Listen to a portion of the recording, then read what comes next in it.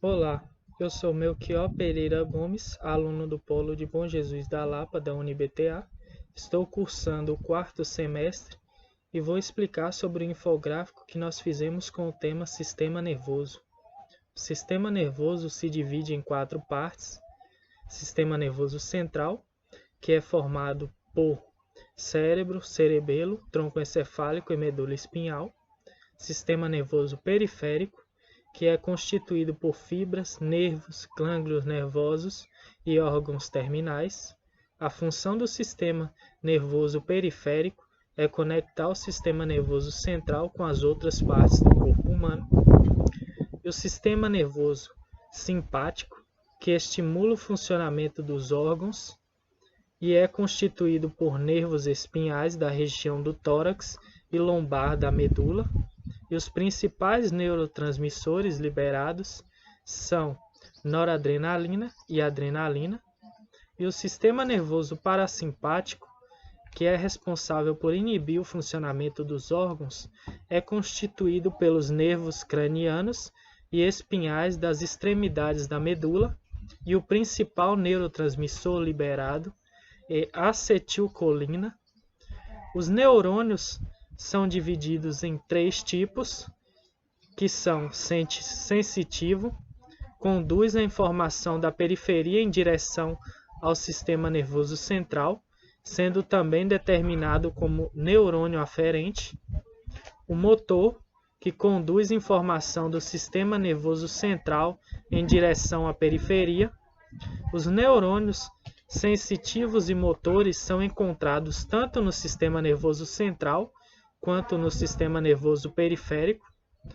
Os interneurônios, que estabelecem conexões entre outros neurônios, formando circuitos complexos. Olá, meu nome é Leide Neves do Nascimento, curso Fisioterapia Semipresencial, estou cursando o quarto semestre, sou aluna da Universidade UniBTA. E agora eu irei apresentar, em forma de panfleto, a síndrome de Guillain-Barré. Mas antes, irei explicar qual é a utilidade de um panfleto. Um panfleto serve para informar um determinado conteúdo de forma sintetizada.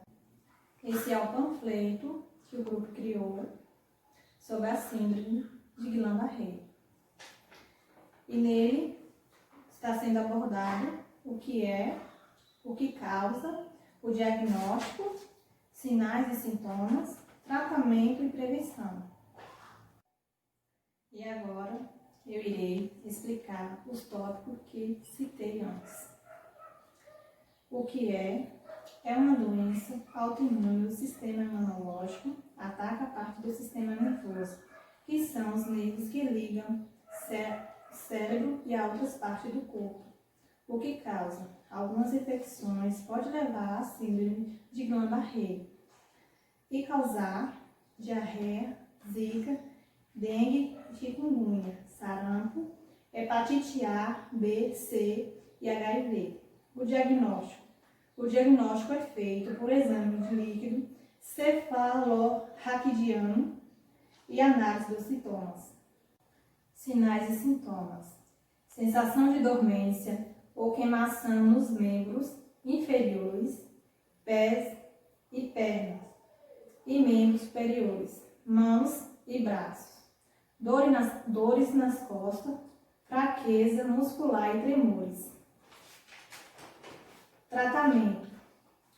Essa síndrome não possui cura. O tratamento fisioterapêutico diminui as complicações presentes na fase intensa e reabilitação para o paciente voltar a ter uma vida ativa, com redução ou eliminação das limitações que a síndrome pode ter causado. Todo o tratamento e os medicamentos são oferecidos pelo Sistema Único de Saúde, o SUS. A prevenção. Ainda não se tem certeza sobre o que causa essa doença, mas é possível evitar ter algumas infecções, como lavar bem as mãos e alimentos e utilizar água filtrada para evitar as chances de ter uma patologia que possa levar à síndrome. O Brasil tem hoje cerca de 136 centros para o cuidado de doenças raras, que atende pacientes com a síndrome de Guillain-Barré. Olá, meu nome é Jucimeire Marques da Silva, sou estudante da Universidade NBTA, curso Fisioterapia.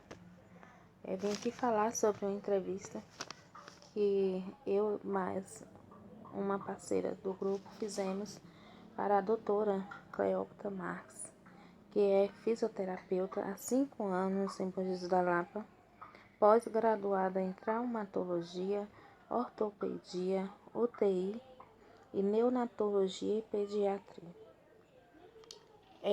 Essa entrevista foi um trabalho feito sobre a síndrome de Guillain-Barré e fizemos algumas perguntas a ela.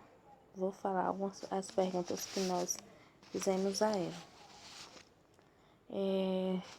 Como é feita a confirmação do diagnóstico da síndrome de Guillain-Barré? Após o diagnóstico, quem orienta esse paciente? Quais são as orientações básicas e necessárias apresentadas a esse paciente? Qual a contribuição do fisioterapeuta no tratamento? Como é feito o protocolo de tratamento? O tratamento pode ser feito em domicílio? Como pode ser feito esse tratamento em domicílio? A síndrome possui alguma relação com a Aedes aegypti? Já tratou de algum paciente com a síndrome? Como procederam? Essas são algumas perguntas que fizemos a ela, a doutora, e a doutora respondeu super bem. E essas perguntas foram escolhidas por todos os integrantes do grupo. E a outra colega nossa vai falar sobre as respostas, um pouco sobre as respostas da doutora. Então, eu vim aqui falar só, como foi. Nós fomos ao consultório que ela trabalha. Nós fomos bem atendidos. Ela conversou com a gente, uma pessoa super acolhedora. Gostei muito de ter ido fazer a entrevista. Eu e a outra colega nossa, Leide, nós gostamos muito. Foi uma experiência super bacana, boa. E gostei muito de ver como é o trabalho dela, de fisioterapeuta. Muito bom mesmo. Olá, eu sou Vanessa Ferreira, sou estudante da Universidade NBTA, estou cursando fisioterapia, estou no 4º semestre. Hoje eu vou falar um pouco sobre a síndrome Guillain-Barré. Da minha equipe, duas fizeram uma entrevista com a fisioterapeuta Cleópatra Marques em Bom Jesus da Lapa. Fizeram algumas perguntas e eu vou falar um pouquinho sobre a resposta. Para um diagnóstico, é preciso de uma equipe multidisciplinar para trabalhar com esse paciente e fazer a investigação através de exames complementares. A partir daí vai chegar um diagnóstico fechado e então podemos tomar uma providência e montar uma conduta para trabalhar com esse paciente. As orientações são prescritas por neurologista, nutricionista, fonoaudiólogo e principalmente da fisioterapia. Ele tem que ter um acompanhamento com o profissional e deve seguir as orientações dadas para que esse quadro não venha a se agravar e impedir que os sintomas possam progredir com o tempo. Se essa patologia não for tratada a tempo, ela pode deixar sequela. O paciente pode ser limitado das suas atividades diárias, onde ela não vai poder realizar os exercícios que praticavam antes.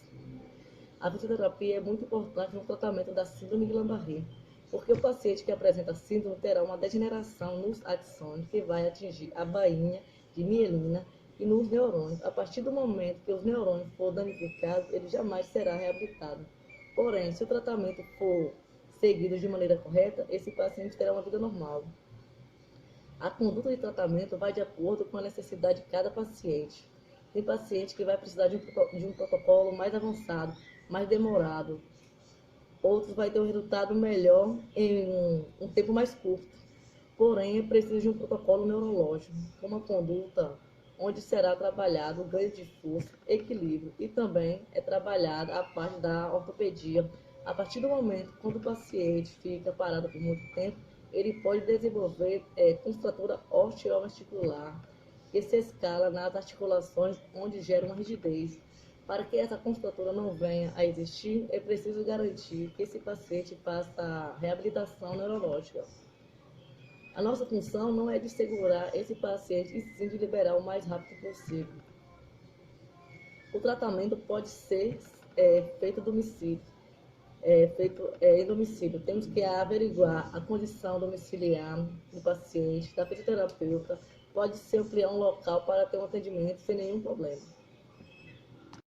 Eu sou Gabriela, estudante da UniBTA, curso Fisioterapia, estou no 4º semestre e vou trazer alguns dados retirados do Boletim Epidemiológico de 2016 sobre a Síndrome de Guillain-Barré.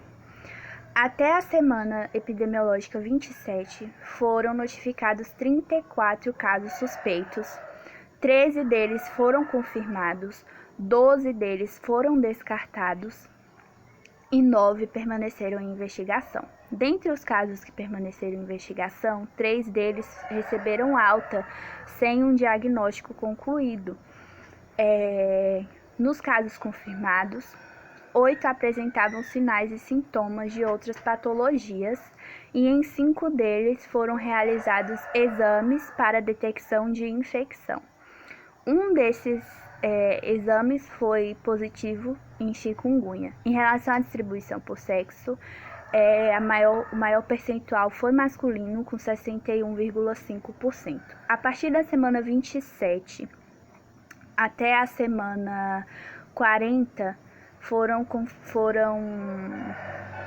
notificados 47 casos suspeitos, 26 deles foram confirmados, 3 deles tiveram outras manifestações neurológicas, 8 deles foram descartados, 1 foi dado como indeterminado e 9 permaneceram em investigação também. Dentre os casos confirmados, 8 tinham histórico de doença viral.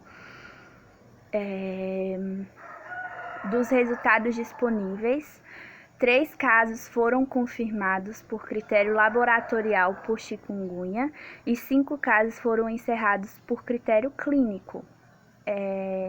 E 4 desses que foram por critério clínico tiveram dengue e 1 deles febre de chikungunya. Em relação à distribuição por sexo, novamente a parcela maior foi masculina, com 73,1%. A faixa etária até a semana 27 foi de 20 a 64 anos e após a semana 27 foi de 20 a 34 anos. Quanto à evolução dos casos, 19,2% evoluíram para curas com sequela, 7,7% tiveram cura com sequela ignorada e o percentual de óbito foi de 11,5%.